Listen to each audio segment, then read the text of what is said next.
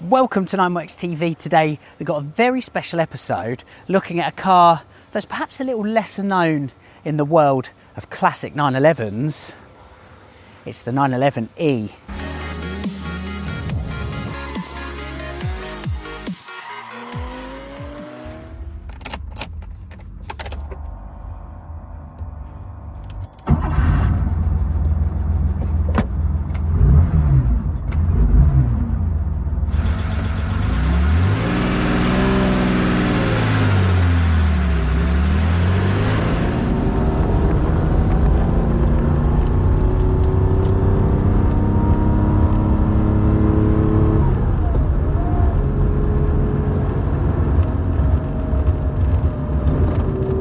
There are many initials denoting monikers within the 911 lexicon, perhaps the most common of which is RS, Rennsport. There's also 911S, the legacy of which is continued by the Carrera S in the modern day. Likewise the 911T, people have been reminded of that through the Carrera T, and of course recent blue chip 911s such as the 911R and 911ST have helped to gently inform the wider public as to some of the 911s or some of the models from the 911s past. Now, a car that may escape the attentions of the wider enthusiast sphere is the 911E. It was a car or a model that was only around for a couple of model years and denoted the 911 that sat in the middle of the range. So if you've not heard of the 911E until now, you can forgive yourself. Allow me to introduce the car to you over the next few minutes while taking you on just a nice drive through these wonderful roads down in the southwest of England around Williams Crawford.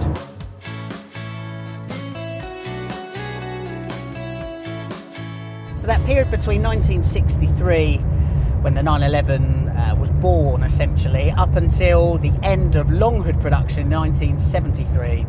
At face value, those cars, they all look pretty similar, but actually you'd argue that a hell of a lot happened in that 10 or 11 model years, with updates every single model year. For example, the switch over from A series to B series 911s, basically 1968 for 69 model year cars. There was a lengthening of the wheelbase as Porsche tried to tame what could at times be the wayward handling of its early 911. There was also an expansion of the model lineup, what was previously consisting of the base model and then the 911S in coupe and targa forms. Porsche was trying to introduce a middle ground, which came in the form of the 911L to begin with in 1968, which was basically a car for the American market to satisfy legislation there in terms of emissions, the L standing for Lux. That lasted for one model year though. What followed thereafter for the long bonnet era was this, the 911E. E standing for Einspritzung, or injection to you and I. Introduced, as I said, in the middle of the model lineup, it sat between the 911T, which stood for touring, and then the top of the range 911S.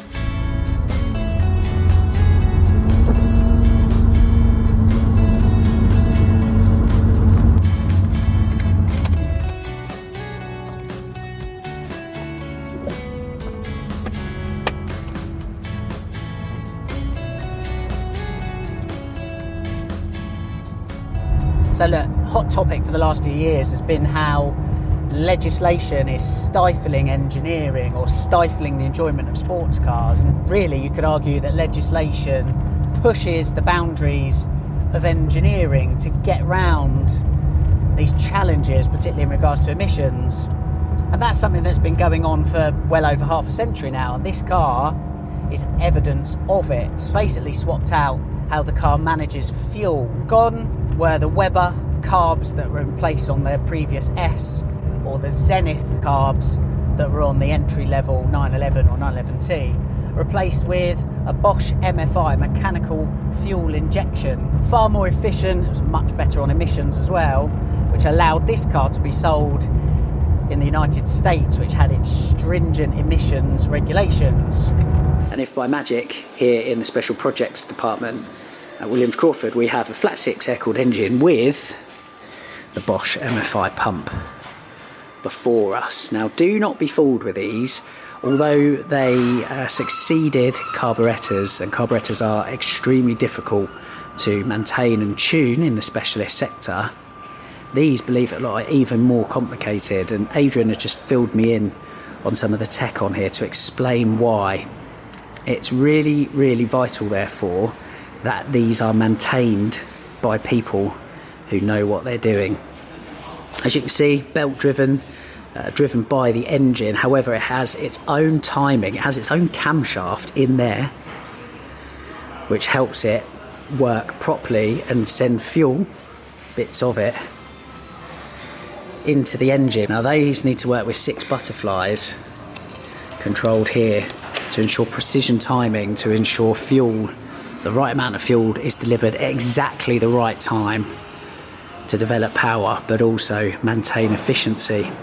It's a really cool bit of kit. It's important therefore that your MFI pump is in good condition, and if it needs recalibration, you take it to somebody who knows what they're doing, because as easy as it might be or seem to start playing with these on your own, it's the timing in that pump that is crucial.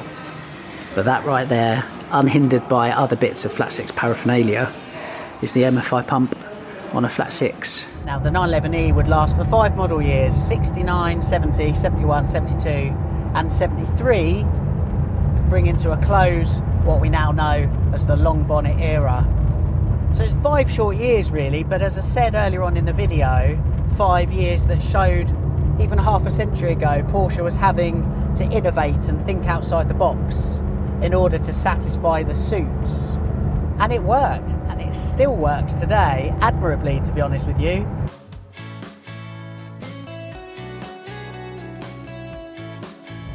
So how does a 55-year-old Porsche 911 drive? Well, in the case of this one, absolutely marvellously. A car that's over half a century old should be so antiquated, it should be an absolute pig to drive. But I mean, listen, no creaks, no rattles, no knocking from underneath the car with worn componentry, nothing. Finding a good one is always a difficult part, and what's really cool with this specific car is, although it's had a top-end rebuild in recent years, it's original matching numbers car that's never been restored, and to be honest, it's never needed to be. Great history with it as well. It's actually an Italian car to begin with when it was first delivered in 1970.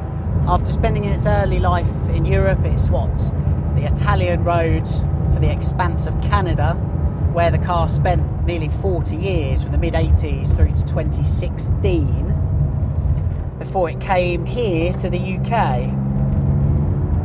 It was here where it had its top-end rebuild, but has only ever done minuscule miles per year and has evidently been dry stored in order for it to be in the condition it's in, which is pretty incredible, I might add.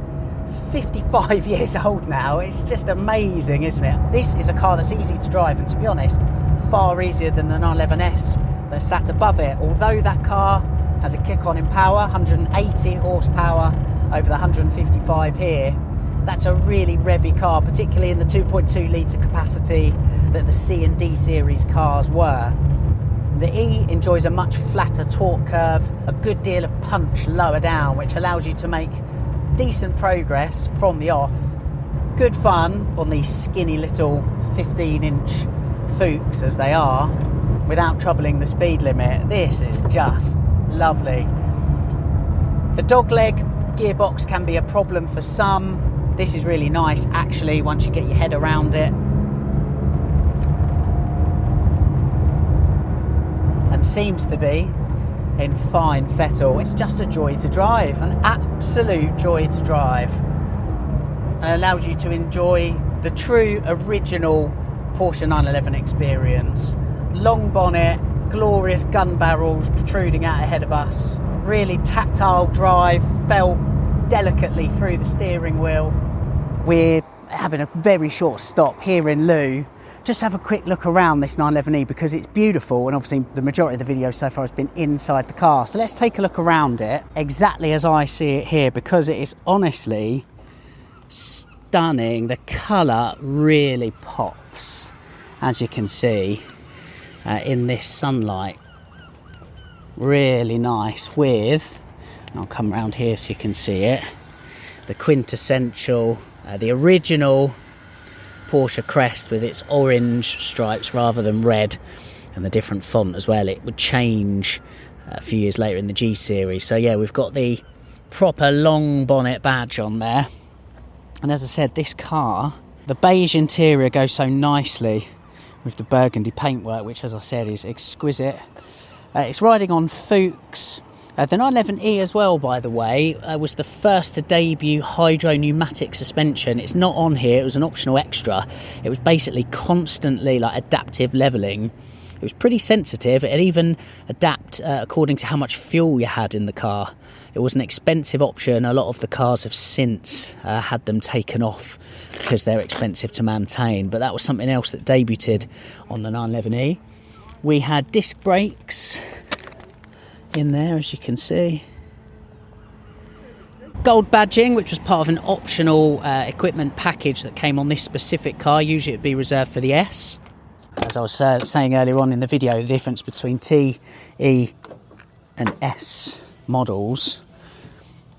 No, I've not done that very well, have I? The difference between T, E and S. There we go, second time round.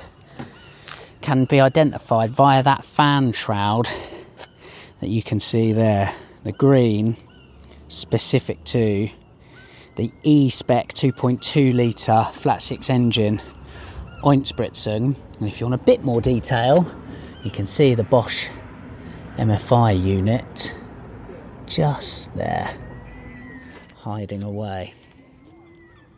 So pop this down. With this being a C-Series car, it's 2.2 litres. It went to 2.4 litres for 72 and 73. So for this 70 and 71 year cars, it was 2.2. 155 horsepower, as I said. Beautiful in here. And with that, we will get this beauty back to the team at Williams Crawford after a wonderful little afternoon sojourn here by the water in Loo.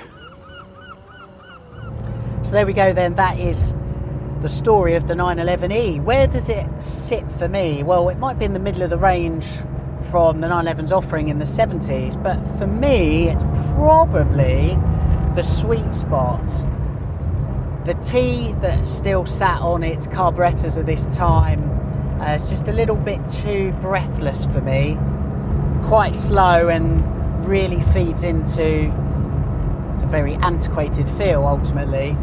The S, while it's really fun to drive, as I said earlier in the video, it is essentially the GT3 of the time. You have to be in a certain mood to drive it, but it requires thought as well. The 911E is fast enough, definitely.